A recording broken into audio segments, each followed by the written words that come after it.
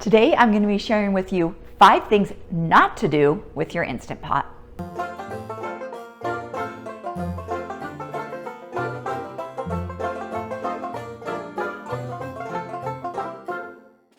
Hi, I'm Karen Peterson. I own the blog 365daysofcrockpot.com. On my website, I share Instant Pot and Crockpot recipes with you for every single day of the year. Today I'm going to be sharing with you some tips, 5 specific tips on what not to do as an Instant Pot beginner. These are things that I wish someone would have told me when I first started using my Instant Pot 2 years ago.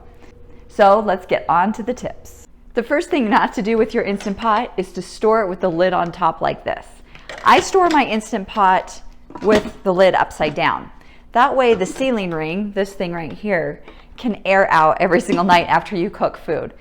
That's the one thing that a lot of people gripe about with their Instant Pot is that the ceiling ring just smells a lot. One way to kind of let it air out is by just storing it upside down like that.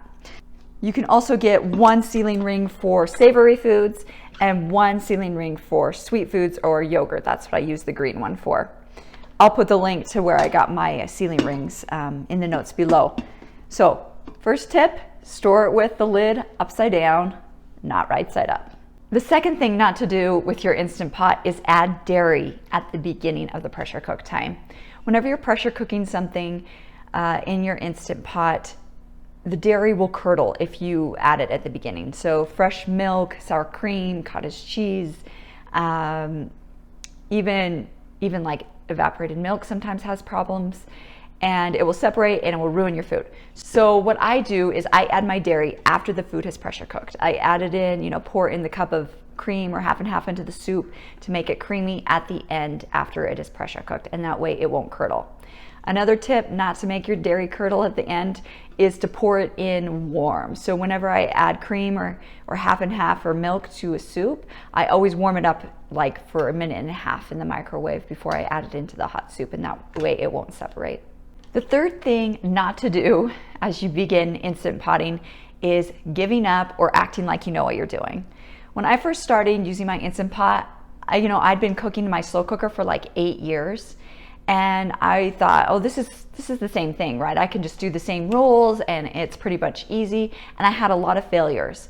The minute that I stopped acting like I knew what I was doing and I followed recipes from reliable sources, that's when I started understanding the rules of pressure cooking, and that's when I was able to learn. And I wasn't so frustrated all the time. A lot of times people will try it a couple of times and they'll have the burn signal come on, or they'll have a failure and they'll just give up and they'll put the Instant Pot in their closet and they won't use it again. Don't give up, keep trying, follow those reliable sources, and you'll definitely have success eventually. The first couple times might be a flop, but that's okay. You can move on from that and you can get better at pressure cooking. The fourth thing not to do with your Instant Pot is get frustrated by the time that it takes. The Instant Pot has the word instant in its title, and we expect to push the button for 2 minutes on a pressure cooking time, and then we expect it to be done in 2 minutes. Well, that's not how it works. Just like when you boil the water on the stove or you preheat your oven, it takes 10 minutes for that oven to get to the temperature that it's supposed to. And that is the same with your pressure cooker. It takes about 10 minutes to come to pressure. So when you read recipes and they say 4 minutes for pasta to cook, that's actually going to be more like 14 minutes, 10 minutes to come to pressure, and then the 4-minute cooking time. And sometimes, another couple minutes after that for the pressure to release. Some of the recipes call for a quick release, which means you can just move the valve straight to venting, and some of them actually have you sit there until the pressure releases on its own, which could be another 10 minutes. So just because it says instant in the Instant Pot title doesn't mean it's necessarily as fast as you might think. However, I will say this, don't get frustrated by that. Use it in your favor. Once the ingredients are in that pot and the lid is on, you are free to do whatever you want. Go wash the dishes, go do the laundry, go take a nap, go read a book, go check your emails. There's a million things that you can do instead of standing over the stove like you would have been making your mac and cheese. Just put it in the pot, walk away, and when you hear that beep, you know that it's done and you can come back and tend to it. But until then, just enjoy your free time that the Instant Pot lends you and don't get frustrated by it. All right, my 5th tip on what not to do with your Instant Pot. This one's particularly important for roasts, like a pork roast or beef roast, and that is do not quick release meats.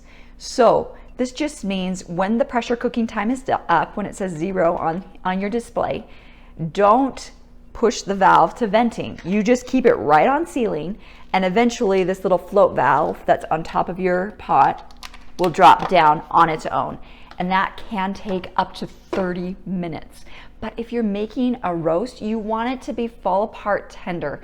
And when you do the quick release, all of that moist air escapes very rapidly from the pot and leaves you with a doorstop of meat for dinner.